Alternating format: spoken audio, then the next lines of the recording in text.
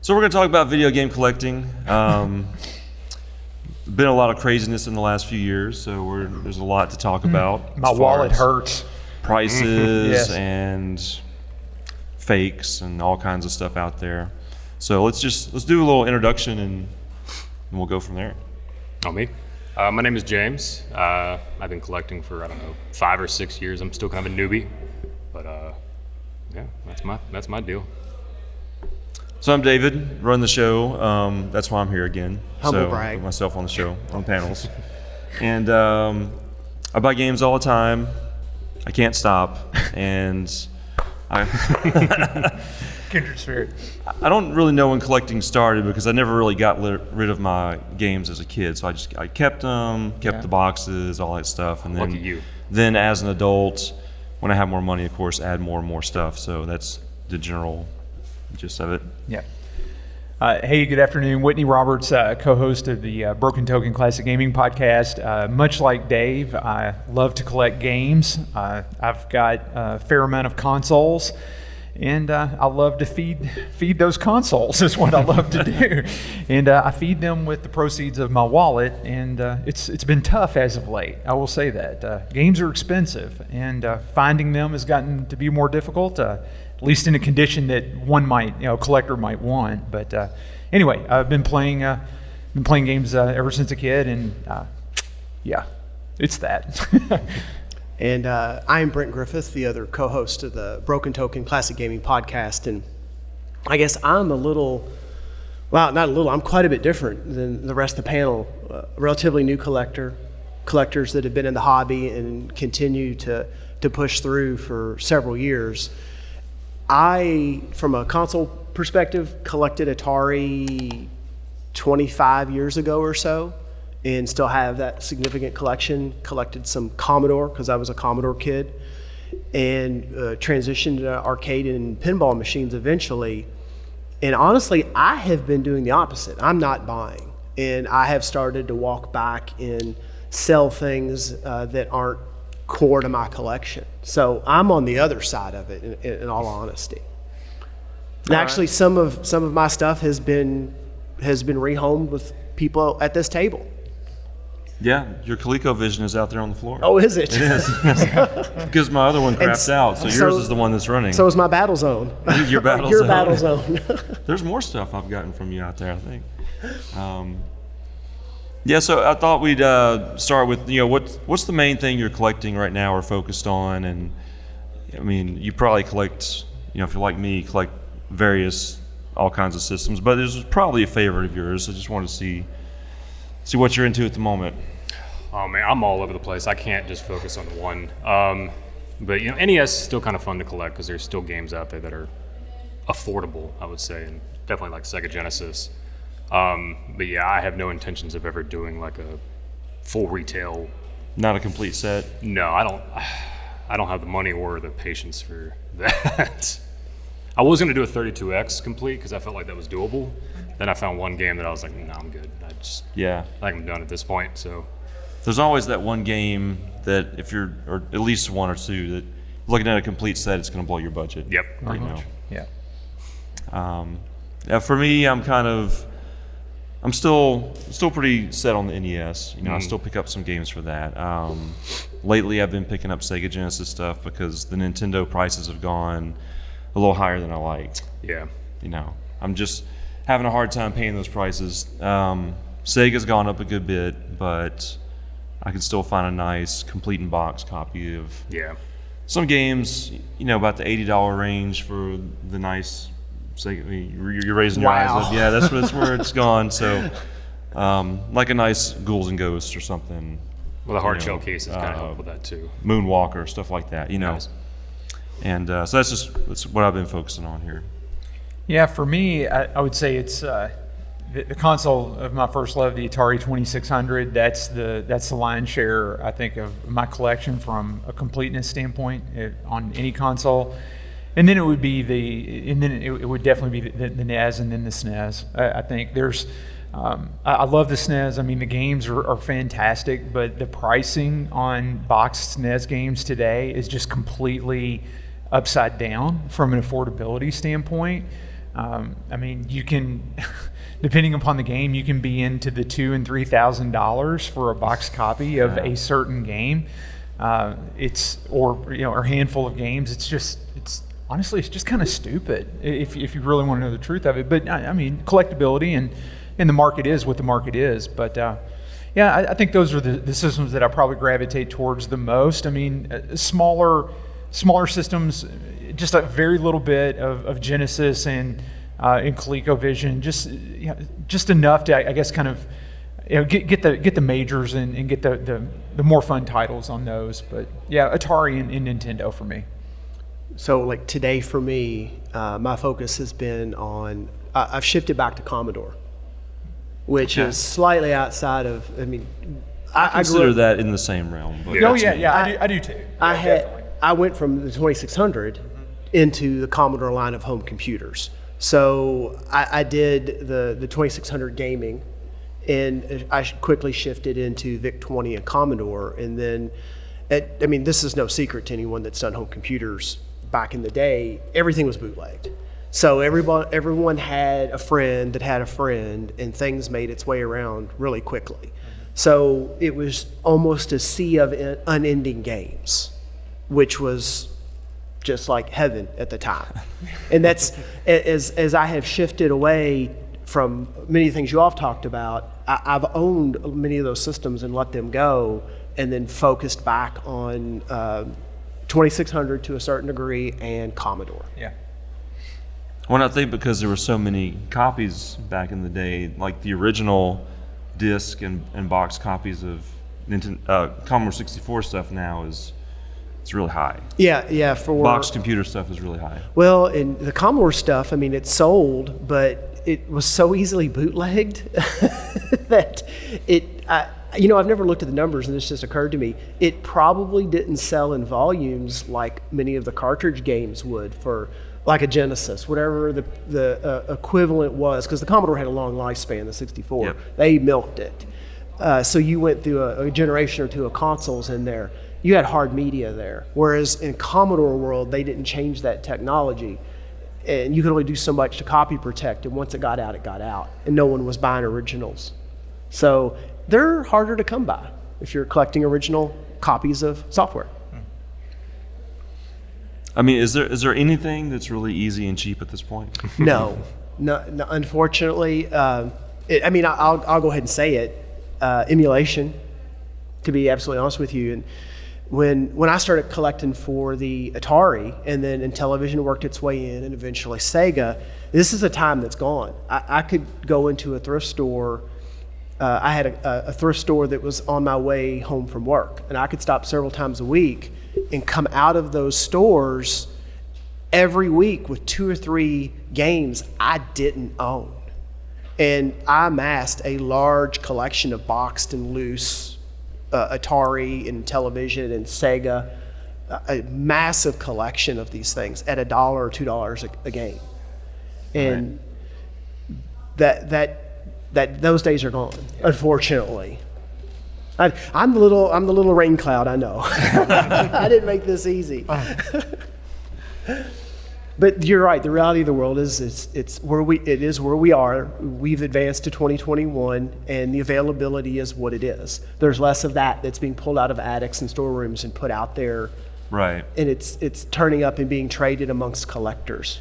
So, Brent, you mentioned going to thrift stores on the way home from work and everything like that, and thrift stores, I think, have by and large caught on to the collectability in the pricing scales of today. From an audience perspective, where do you all get your games? I mean, are you buying on Facebook? Are you buying on eBay? Are you buying, Craigslist? Or do you have local game stores that you go to? I'm just kind of curious if you want to find a boxed copy of a certain game, Super Metroid for the Super Nintendo, how do you go find that? I'm just curious as to what people do today.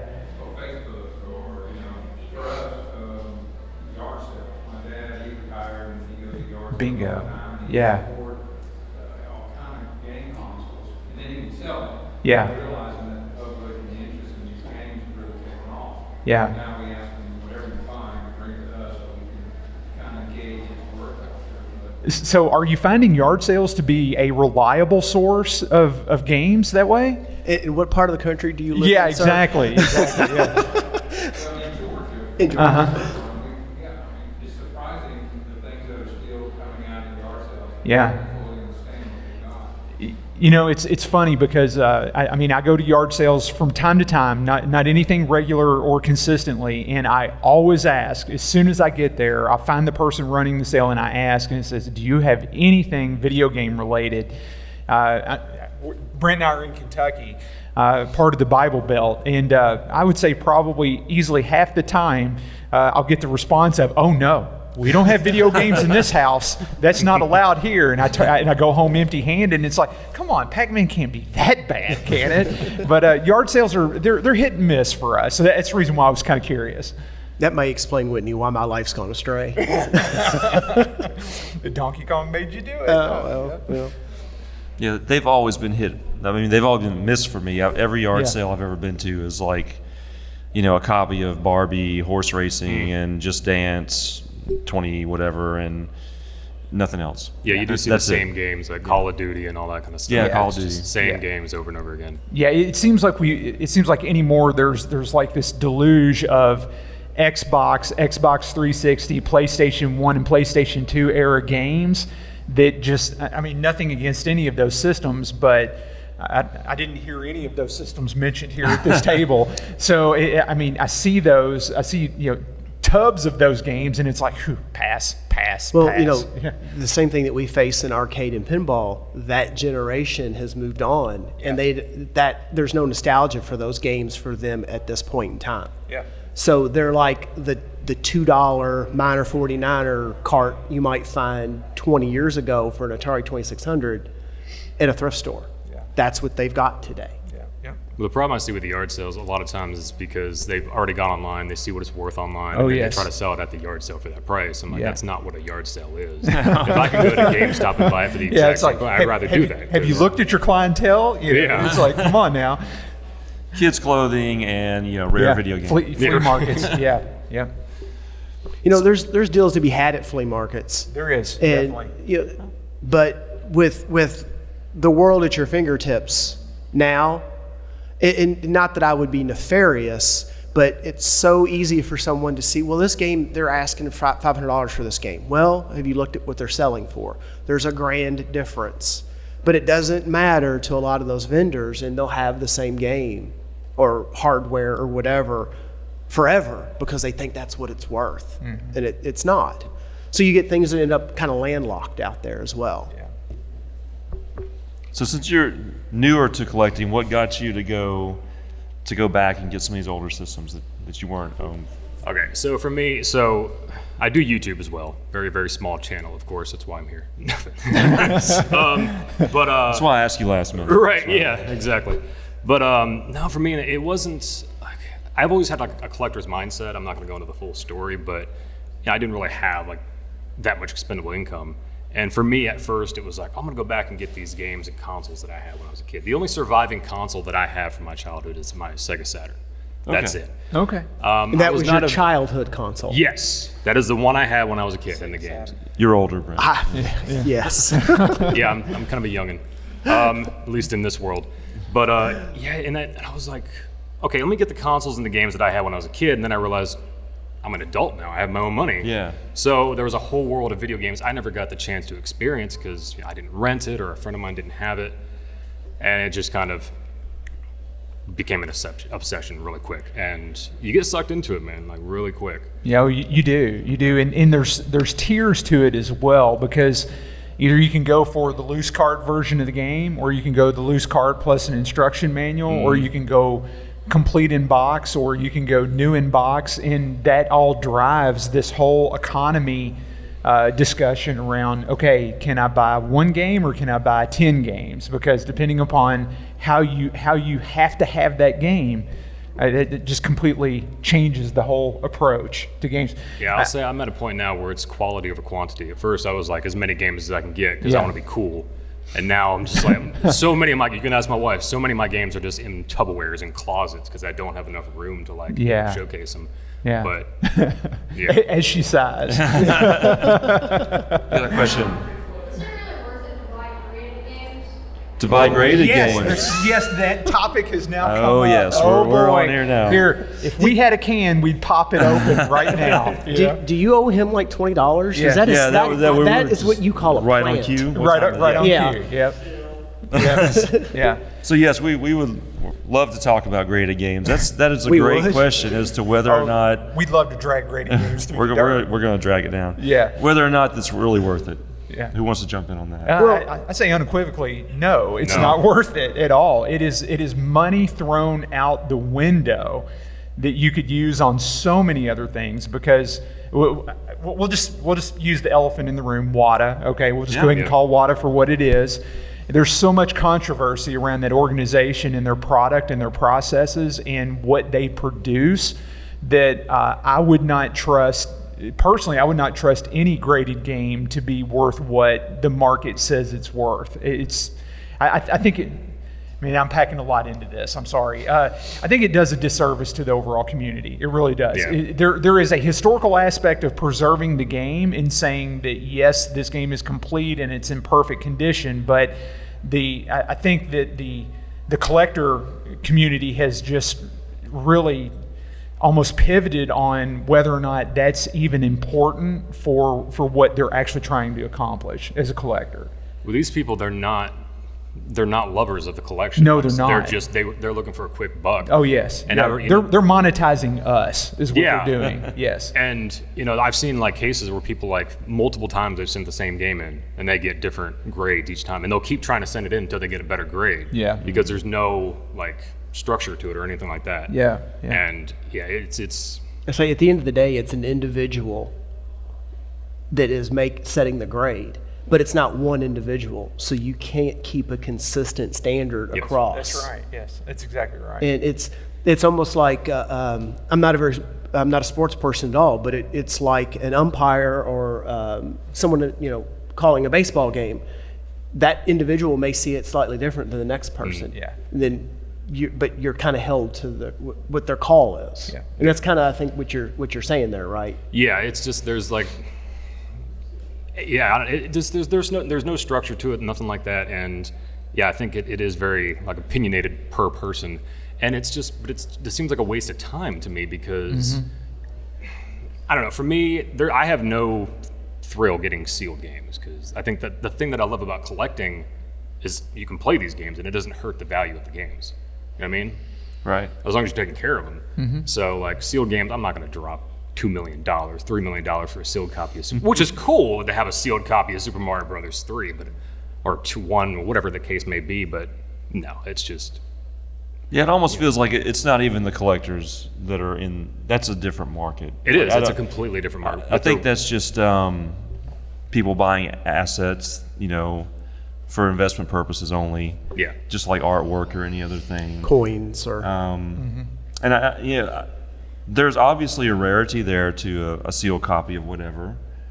But it's a very unknown market. The whole grading thing is a few years old, really, when they've kind of been doing it based on the comic book market, largely, which is very subject to, the same opinion. Well, yeah. More to your point in terms of like earlier, you mentioned, I think you said stratas of collectors. Where do they fall? Or is that you would need you could focus on various things. Yeah. So there's a space for everybody. Just because something is garnering this price because it's got this, and this grade, well, that doesn't mean that you're out of the collector space. And I'll compare and contrast Whitney and I. In the arcade and pinball world, Whitney, and keep me honest here, he prefers really curated, cosmetically beautiful games. Yeah. That's one of his focuses. So he's an elitist. I think I've been called that. But it takes effort, and a lot of that is Whitney's blood, sweat, and tears. You'll start with a game almost like you're restoring a car, and he will improve that game over time, and he will add that quality to the game. Whereas I personally, and this is a cliche term, I don't mind patina. I mean, if there's physical damage like a control panel in an arcade game, I'll change that generally. But if it's got some cracks in it, I've got one of the ones we famously have argued about on our show is my Burger Time. It's beautiful control panel overlay, but somebody took and wrote a 12 on it. It was probably the operator's game number or the location number on the face of it. Fine, I left it. Yeah. I'm good with it. Yeah, see, and that would just wear me. That would wear him out. Wear me slick out. Yeah, I couldn't handle that. Every at once in a all. while, I walk over to it and I point. 12. 12. I'm okay with it. Yeah. Because that's my space in that area of collecting. Yeah. So it's like we had a question over there. Yeah. Yeah, I mean, we've gone from collecting to investing. I mean, you talk about pinball machines. I've been in it for over 15 years. Oh, goodness. You can be able to get them if you go to Craigslist. Oh, yeah. Oh, yes. Say on Craigslist, I'm Star Trek Next Gen 1200, 6 weeks on Craigslist now. The deep pockets have made it impossible. Yep. for Yep. people to get it. The same thing with collecting. Yep. The grading system is all about, what is it going to be worth speculative versus people like yourself that want to collect for the nostalgia that you enjoy as young children. So yeah, I mean, it's really priced a lot of the average person right out there. It really has. And I'm kind of curious, since you mentioned pinball machines, and for those who may not know the economics or be familiar with the economics on pinball machines, is they're expensive. And they're economics are they're expensive. And you need that on a T-shirt. yeah, They're kind of up there when the rest of the stuff's down here. Yeah. Economics of pinball is expensive. it's expensive, and it's not just expensive; it's really expensive.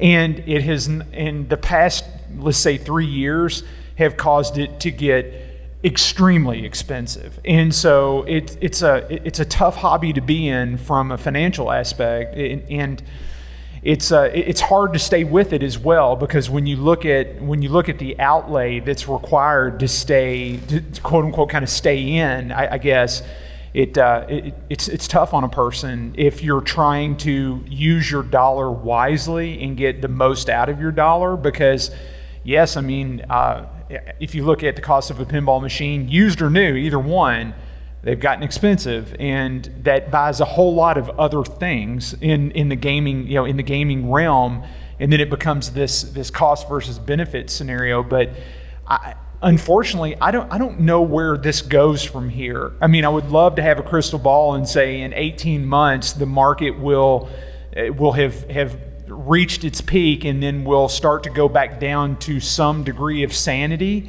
But honestly, I don't see why it ever would, because it seems to exist just fine at expensive, and very expensive, and really expensive, and nobody's pulling it back. I mean, sorry, Whitney. Go ahead. No, I was just going to say, what's your all's take? I mean, does anybody see this video game economics getting better in the next year and a half? Now, not with Stern and the rest of them testing new levels of pricing. As long as they continue to test that, and people with deep pockets getting into this market are going to pay for them, Yeah. why should they stop? And that makes all of the older pinball machines from what we used to call the A titles, Attack from Mars and this kind of stuff. I started getting out because I couldn't believe what people would pay for a Circuit Voltaire. So I was cashing out. I mean, I still got a decent little collection, but yeah, I wouldn't want to enter the market now. Stern just went up another $600 on the pros. Yeah, and it's going to go up again after January 1st. Yeah. Yeah. So on the console side, pinball to transition over. There was a time I wanted Theater of Magic, and I thought $5,000 was outrageous, and I was out at $5,000. I thought there's no way, and I've waited for the pinball bubble to burst for like 8 or 9 years at this point, and I'm just astounded. Is the same thing happening? I was kind of shocked out here in the vendor area. There's a lot of Nintendo stuff out there. There's some Atari stuff out there, and I feel it's reasonably priced per game. Right. For someone that's just, I'm sure they're common titles. I know the Atari ones are. Yeah. But I don't think Atari has, like the Atari 2600, 5200, and 7800, I don't think that they have seen the pricing on those games has not kept up with the quote-unquote average inflation of video game collecting, because you can still get Atari 2600, 5200, 7800 games, I would say, I'll put air quotes around this, in the money. It's not an extremely expensive ecosystem to collect for, thank goodness. But but then on the upper end of like Nintendo, you've got titles that are still very affordable, and you've got titles that are just nuts. Little Just Samson. nuts. Yeah, Little Samson. That's a good example of a Nintendo title that is just it's just gone off the deep end from an affordability standpoint. Yeah, and that's just even a loose cartridge. Yeah. Let alone find a boxed copy of Little Samson. What's it, like 15 now or something like that? Maybe even more. Something like that. $15? Yeah, $15. Yeah. Yes, I don't think there's as many new collectors getting into the Atari era of stuff to Yeah. drive it. Yeah. And Well, then, that of course, would be they an older- produced a ton. It's a generational thing. so- Yeah, for sure. Yeah. Yeah, I feel like, the NES is probably, just because of the age, where a lot of collectors are, they're driving the prices up because they're nostalgic for it. Yeah. And, and we've seen stuff like the Sega Saturn and the Nintendo 64 and Jaguar and stuff that I would find in bargain bins. Then I played all these systems and I loved them, but now we've hit a point where people have gone back to look for those. So Yes. Nintendo 64 is now driven up.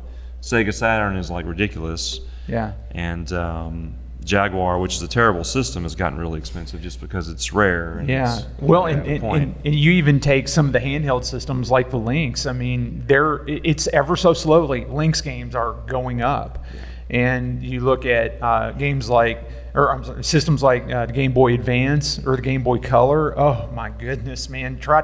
Go out and find a copy of Metroid Fusion for the Game Boy Advance in a box. How much do you think that costs right now?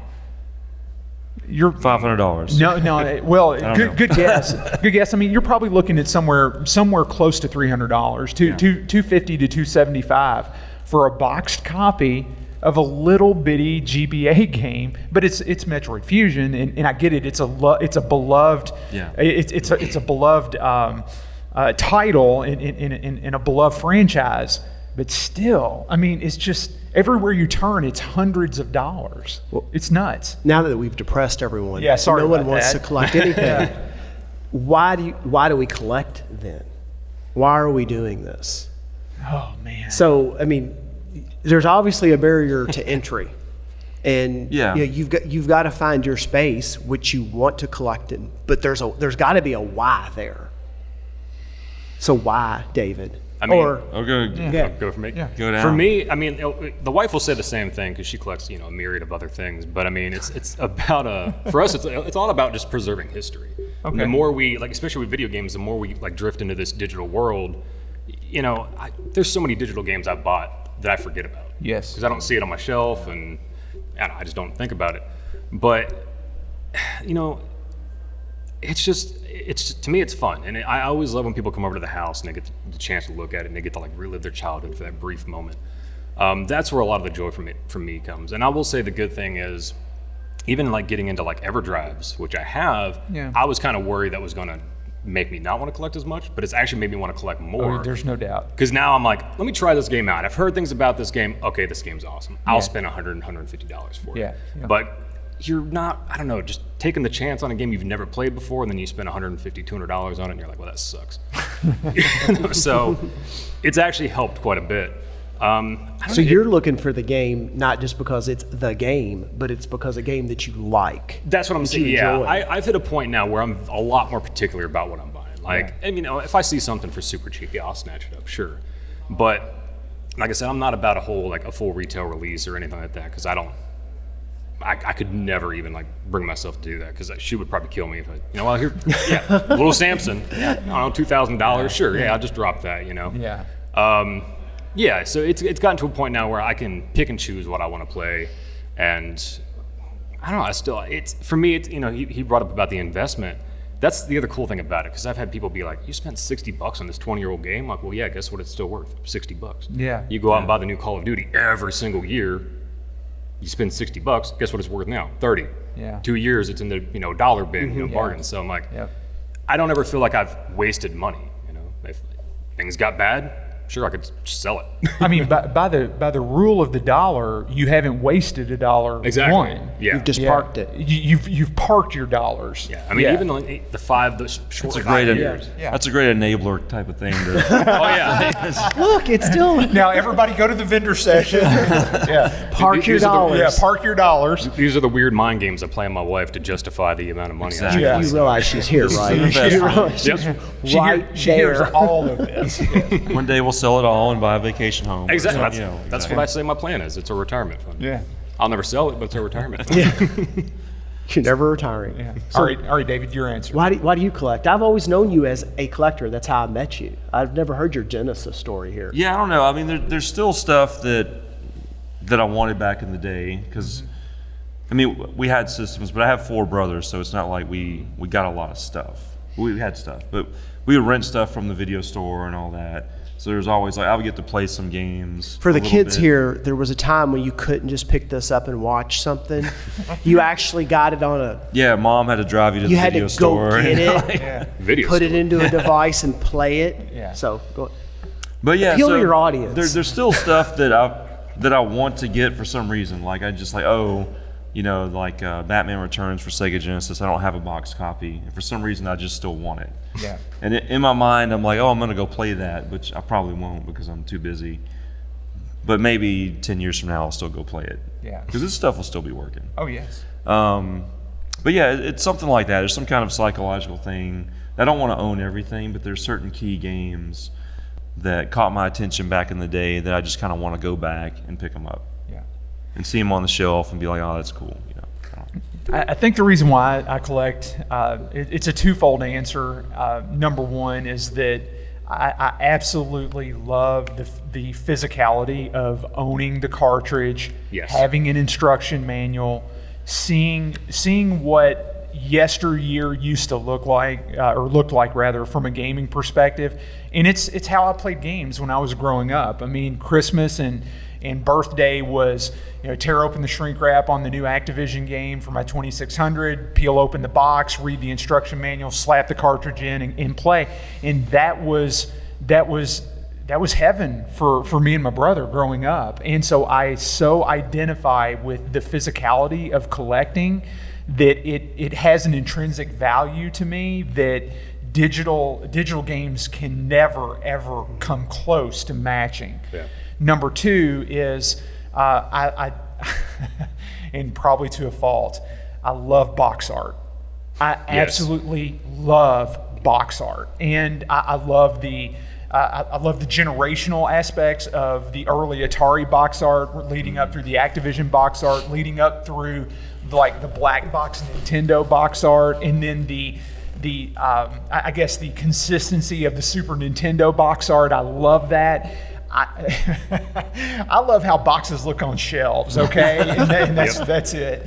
And that's very bad from a collector standpoint, but there's a historical aspect of everything that I just mentioned that feeds something in the back of my head that creates that enablement, I guess. So that's why I collect, because I love to flesh out what I used to enjoy so much as a kid. Not to derail the conversation, but here's my problem. Why do digital games cost the same as physical? Because they can. Because they can. That's what bothers me. Yeah, you know? yeah, Because because they can. they cost someone the same to make them. And- Yeah, exactly. So I'm And like, at the end of the day, you know, I think you hit the nail on the head without maybe realizing you were, because the society has sped up so much. Things are produced so quickly and so easily delivered. You got to get it while you can, because in 3 months it's going to be at half that value. yep. Because the next thing's going to be there. Either you're going to have it or the next person's going to have it. So Brent, why do you collect? Well, everything you all said really kind of made me think about seriously why I collect. And Whitney, I'm going to say something that's not going to shock you at all. Oh, fair enough. I don't care about any of that. So, Ouch. but I guess you got to have to know me, and you have to know how we go on the show. That's why which you're here. Which I guess is why we work so well together, because we kind of complement one another. And I don't mean that in a disparaging way. I'm being kind of smart aleck. Yeah. I'm being not kind of, I am. it for me was, and this just occurred to me, seriously, it was the hunt. That's the kind of collector that I was. Yeah. So when I got my first, not my first, but my Atari had been long since gone, my childhood Atari. I still had my Commodore and all the hardware. That was all packed away. That never got sold. Sometime around 96, I come across a heavy 6-switch Sears Telegames, which is the Sears branded Atari 2600, at a yard sale, boxed. And I bought it. So then I started, I always kind of dabbled in this, that, and the other thing, and I was always in and out of thrift stores, and I started picking stuff up. It's like, I don't have that. Well, I don't have that. I never heard of that. I don't have that. It's $1. And, well, I remember whoever, pick a name, he had an Intellivision. Well, I never had an Intellivision. Here's an Intellivision. And before you knew it, it was the hunt. Yeah. And I'm sure you all have heard, people that collect like that, it's on to the next thing. And that's kind of how I got started. Okay. And that's how I ended up with a Genesis and a Saturn and a Sega CD and all this other stuff that I never had, that eventually I come to realize I had no attachment to it. And it was just as easy to get rid of as it was to get for me. Yeah. It can be like a drug, I will say sometimes, when you get out and sure. see it. Like it does release like serotonin or something, but I got lucky. Yeah, it's a dopamine thing. Yeah, it definitely is. So like I got is. lucky about 2 weeks ago at an antique store of all places. Saw like a bunch of stacks of like PS1s, like, oh, that looks like a bunch of sports titles, and they weren't.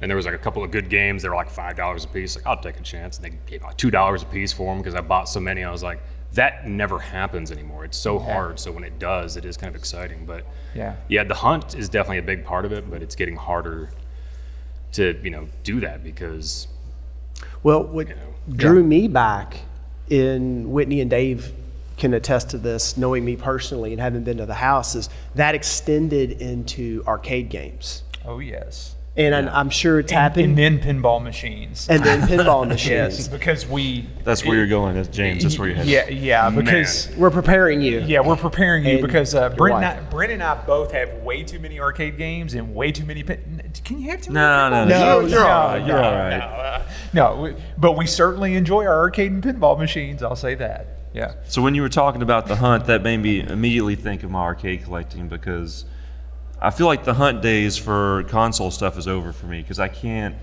don't know where to go to find any deals. Yeah. I strike out at flea markets and yard sales and stuff. And so if there's a game I want to collect, I just go to eBay, look for the nicest copy that doesn't look like it's from China, and then just buy what it's worth. I just pay for what the market is. Yeah. So if, like, I bought a copy, a few Sega Genesis things, and I paid $70, $80, which was the market.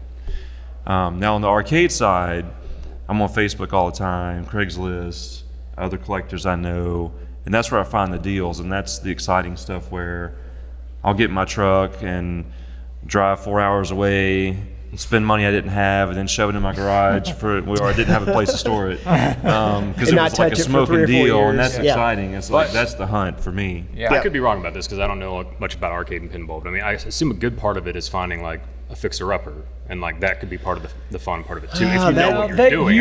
That's a whole other panel. Yeah, that used to be fun. It's not fun anymore. No. So They're just getting harder to find the parts and all that kind of stuff. No, parts aren't. Well, right now globally, just because of the way of the world, electronics components are fewer and further between. The supply chain hasn't caught up. The pinball arcade vendors, they're lower tier because the economy is a scale versus someone looking for, 100 million bottle caps. They're going to win in terms of production. So, yes, it's a little tight now, but for the most part, there's not a lot that you can't get a hold of unless it's something super obscure or you can't really fix. A lot of it just honestly comes down to time. Time and age. I think, as the years wear on, your time gets more valuable, and maybe and I'm sure a lot of people do derive enjoyment out of restoring games and everything like that, but after a certain point, you'll say, yeah, I will pay for condition because I buy back my time. So Yeah, how much is your time worth? How much is your time really worth? Yeah. So I can see that.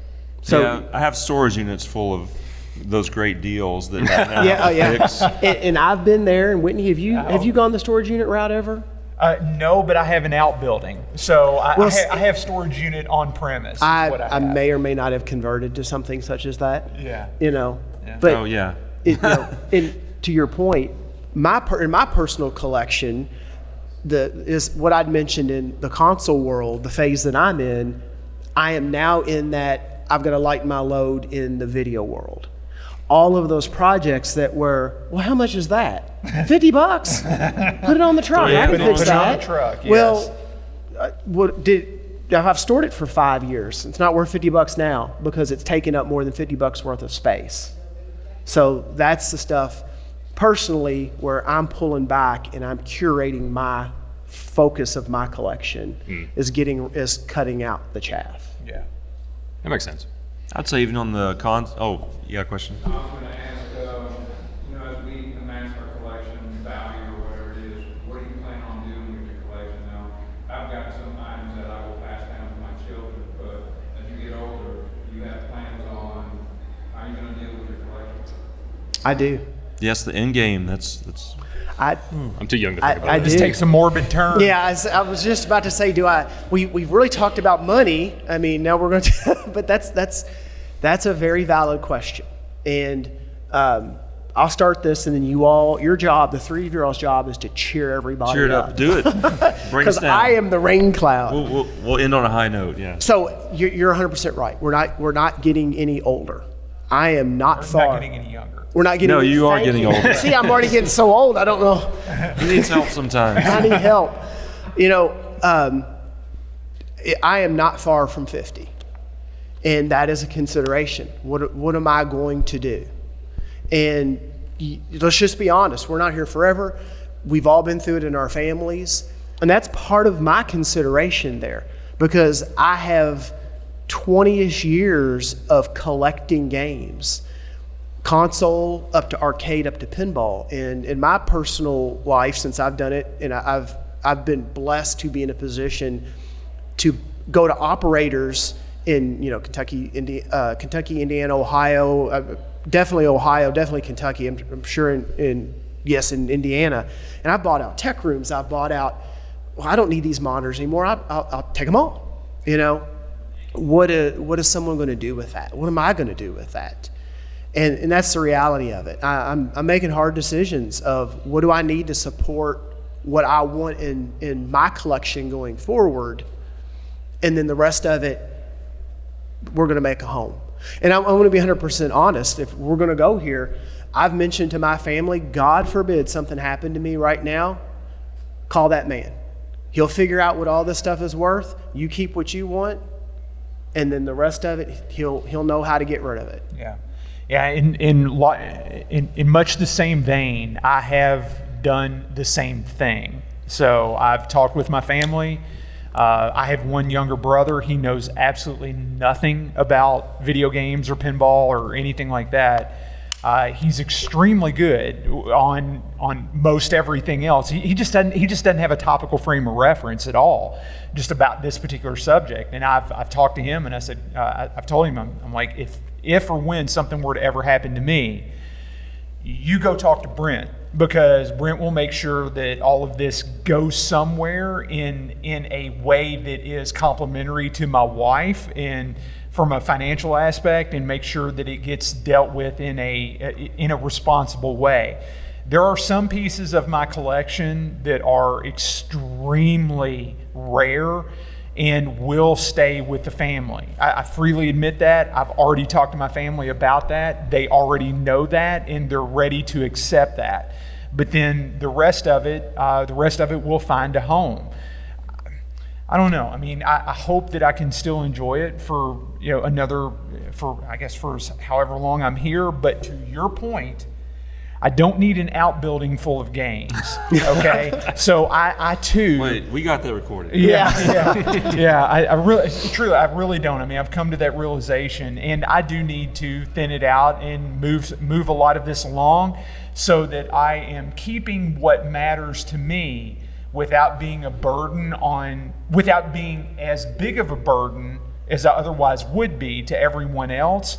So thinning the herd is actually fairly top of mind for me as well, because there's a certain amount that I do want to keep, that I truly do enjoy, that the family enjoys, but the rest of it can find a home. So Dave, what's your take on death in gaming? The topic of this panel is now death in gaming. There will be one in 2022. So I see my end game, I would say, is me enjoying these games in retirement and so on for a while. Now, as far as like passing it on, I don't hold much hope that my kids are gonna be nostalgic for this stuff.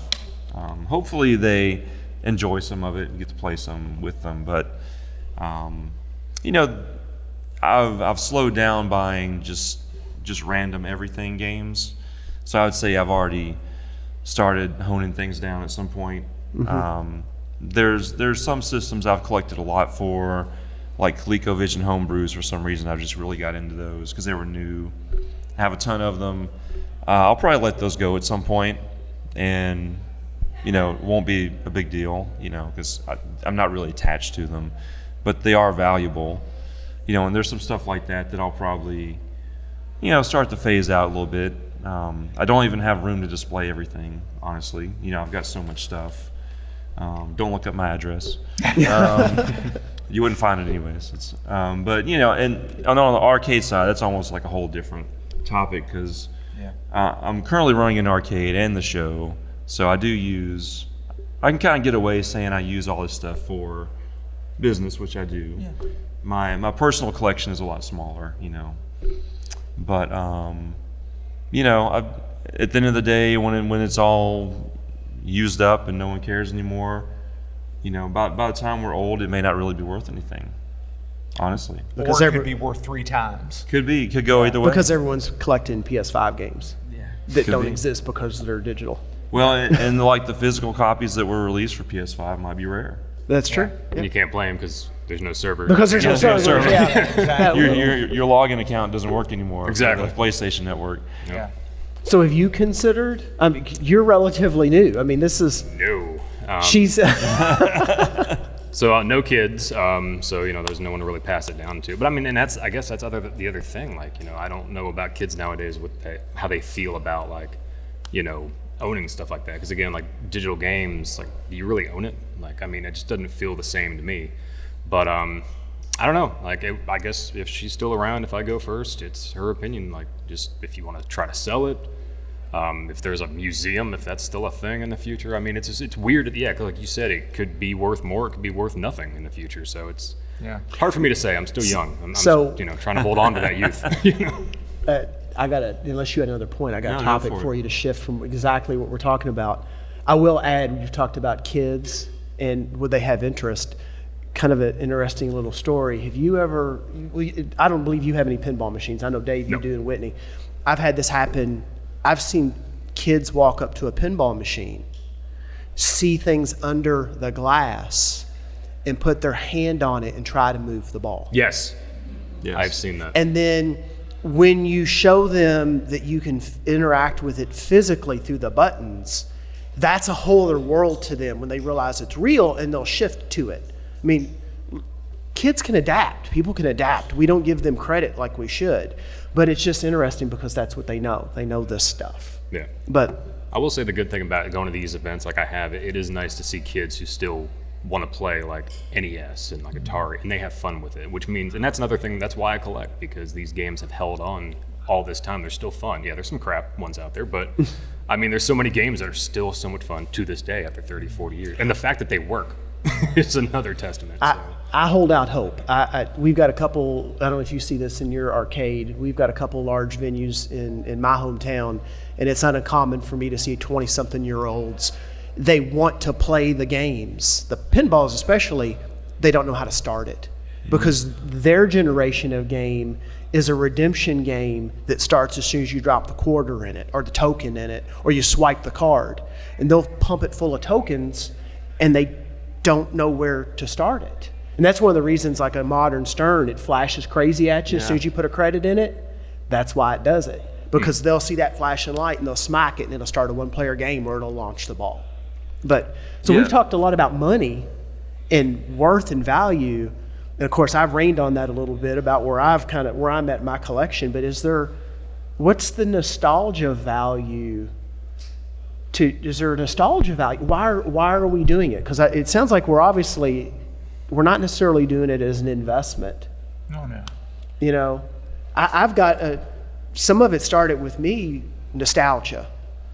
And then the arcade side of it started because for a completely unrelated reason, I tend to be a very technical person, and I wanted some practical way to learn circuit level electronics, and I had a tie to these games. So I bought a bunch of broken games. 15, 20 years later, here I am speaking at a convention about them. And this is the path that it's led me on. It's not because I wanted to own a Pac-Man. But once I realized I could, there was a couple titles that I was nostalgic to own. So other than the money. Oh, it's pure 100% nostalgia for me because growing up in a very rural area, my brother and I got to visit arcades very infrequently. And so those games made such a huge impression on me growing up that once my career and disposable income allowed for finding some of these games, then and it's like, wow, I could actually own an upright Donkey Kong machine from 1981, just like I played when I was 10. The world is awesome. I'm going to go buy that Donkey Kong machine. Why you would do that, I have no idea. Because it's the greatest game in the world, and so you do that, and for me, it's pure nostalgia fuel, and I freely admit it. I mean, that's what drives my previous two answers on why I collect. Yeah, nostalgia fuels all of this. Oh yeah, it's the same. I mean, it's why I sought out my first arcade games, which were actually Kung Fu Master, which is really such a it's great not game. even like It's a good game. Yeah. No, it's a great game, but it's one I played at the Hickory Hollow Mall in the old Gold Mine arcade, and then later Tilt. That's like me. My marquee nostalgia games are not A-title games. Yeah, but they're games that I and then have. Bump and Jump, which is one that I sought out early on. I played at the skate center in Smyrna because I grew up around here, and they made impressions then. So seeing them later, that's completely why I went for them. Yeah. They weren't just the opportunity deal or the hunt or anything. It was I sought those out. Yeah. Yeah. All right. Well, we're about at time. We got any more questions, comments out there? Only morbid questions to begin with. So. What about emulation? Emulation. Talk about if you collect some of the arcade games. Yeah. But you just can't have a garage full of arcade games. Yeah. In multi-K, your emulation started in the early 90s. And it's gone to everything, even all the stuff that we talked about in collecting. How much of the emulation have you supplemented or augmented your collection just to get all those games? You're not going to be able to get physically. Yeah. So for me, I'll kick it off real quick. Sure. I had at one point in time emulated I didn't build PC-based games with iPACs and all that fun stuff from, I can't recall the company name right now. But I had my share of 38-in-1, 60-in-1 boards, and the old arcade shop programmable boards, and those are long since gone from my game room.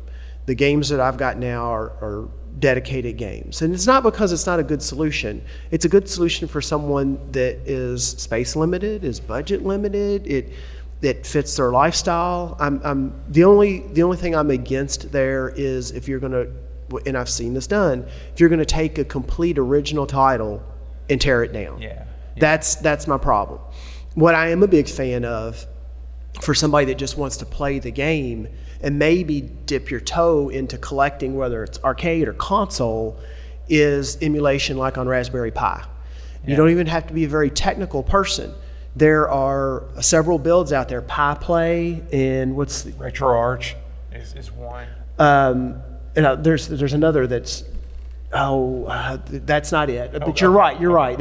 There's a couple projects out there that will produce an image, and they'll give you the instructions how to write it to SD card. You plug it right into the Raspberry Pi, plug it HDMI into your television, go find your ROMs. I mean, it's all out there on YouTube. It's very easy to do. And with a USB NES-like or SNES-like controller, you can play all this stuff. And I encourage people to do that because maybe you all can thread this into your responses. One of the things that we run into a lot is when you own the game, suddenly it isn't as awesome as you thought it was back in the day. And you're like, do I really want this gauntlet sitting in my house? Yeah. Because it's free now, relatively speaking. There's no stakes to trying to beat the wizard to the food because you just reach down and put another credit in it. Totally different experience. Yeah, I would say emulation all up. I mean, I'm definitely a fan of it. I think it has its uses. There's no doubt about it. I have built one MAME machine, or just over 10 years ago when I first really started getting into, I guess, quote unquote, kind of the arcade side of the hobby here. It didn't last though because it's not the cornerstone of a game room in my mind. I look at it as a tool to try games, to test games out. I wouldn't want it to be my sole experience in any way, shape, or form.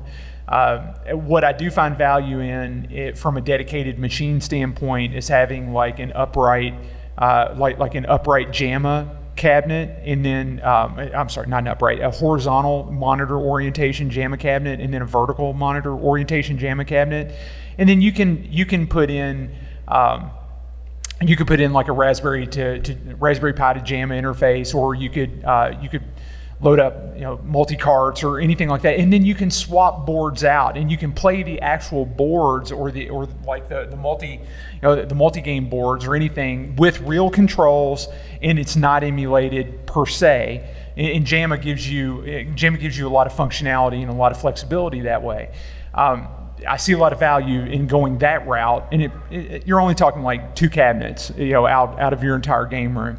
Otherwise, I'm 100% dedicated games, but what I have started looking into recently is Mister, and that's an FPGA solution for running arcade cores, and that's impressive. Yeah, if you've not looked into Mister or the Mister project, it's the real deal because it is FPGA hardware emulation of each one of the arcade PCBs or classic computer systems, and you get HDMI out or RGB output to hook it to a CRT, and it's accurate.